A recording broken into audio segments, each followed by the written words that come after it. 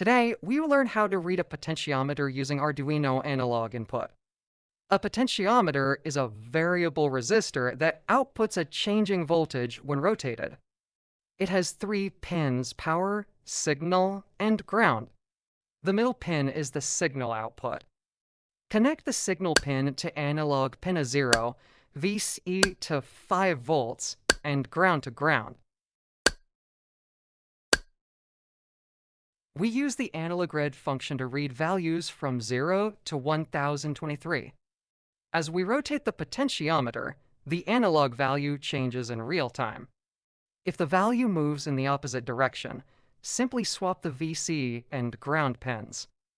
You can find the complete code and wiring in the pinned comment. Thanks for watching.